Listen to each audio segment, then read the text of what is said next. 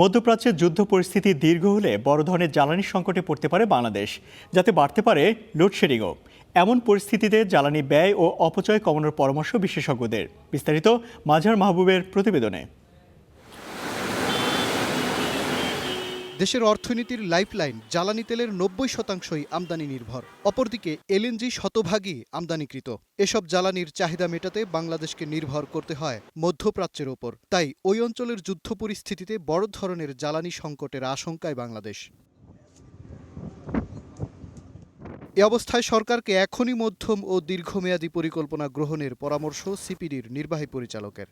এইভাবে তো আর একটা দেশের অর্থনীতি চলতে পারে না। বিশেষ করে আপনি যদি শিল্প কলকারখানায়, সেখানে তো আর বিদ্যুৎ জ্বালানি না দিয়ে পারা যাবে না। সুতরাং মনে করি যে এখনই তাদের একটা কর্মপরিকল্পনা ইমিডিয়েটলি, এবং দ্বিতীয়ত হচ্ছে যে মধ্যমেয়াদে চিন্তা করতে হবে যে আমরা কিভাবে আমদানি করতে পারি প্রতিবেশী দেশগুলো থেকে, আঞ্চলিক পর্যায়ে নেপাল থেকে, ভুটান থেকে, তো কিভাবে আমরা হাইড্রো পাওয়ার এগুলো আমদানি করতে পারি। বাংলাদেশের একমাত্র তেল শোধনাগার ইস্টার্ন রিফাইনারি বছরে তেল পরিশোধন করে সর্বোচ্চ ১৫ লাখ টন।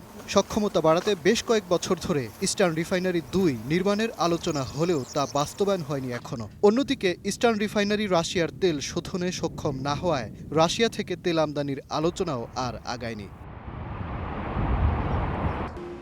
মধ্যপ্রাচ্যের যুদ্ধ দীর্ঘ হলে অন্য কোনো পথে জাহাজ ভাড়া বেশি দিয়েই তেল আমদানি করতে হবে বাংলাদেশকে। এমন বাস্তবতায় বিশেষজ্ঞরা বলছেন, সব ধরনের তেল শোধনে সক্ষম করতে হবে ইস্টার্ন রিফাইনারিকে।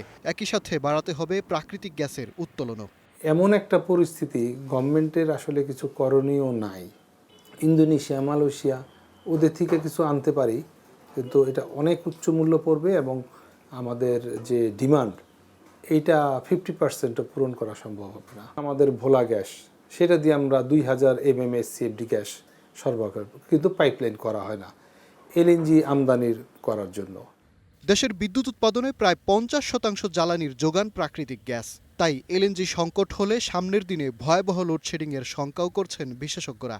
যে আমরা সবচেয়ে খরচে বিদ্যুৎ কোনগুলো ব্যবহার করছি। আরেকটা বিষয় হচ্ছে যে আমাদের পাওয়ার প্ল্যান্টগুলো বসে থাকে, তাই না? আমাদের যথেষ্ট ক্যাপাসিটি আছে, ইন্ডাস্ট্রি ক্যাপটিভ জেনারেটর ব্যবহার করে, কারণ রিলায়েবল বিদ্যুৎ আমরা দিতে পারছি না। কাজে গভর্নমেন্টকে এই জিনিসটাও এনশিওর করতে হবে যে তারা রিলায়েবল বিদ্যুৎ ইন্ডাস্ট্রিকে দিতে পারছে, এবং সেই সাথে এই যে ক্যাপটিভ জেনারেটরের যে ব্যবহার সেটা গ্র্যাজুয়ালি কমানো। দেশে বছরে জ্বালানি তেলের চাহিদা প্রায় ৭৫ লাখ টন, আর গ্যাসের চাহিদার ১/৩ মেটানো হয় এলএনজি দিয়ে। মাঝার মাহবুব, স্টার নিউজ, ঢাকা।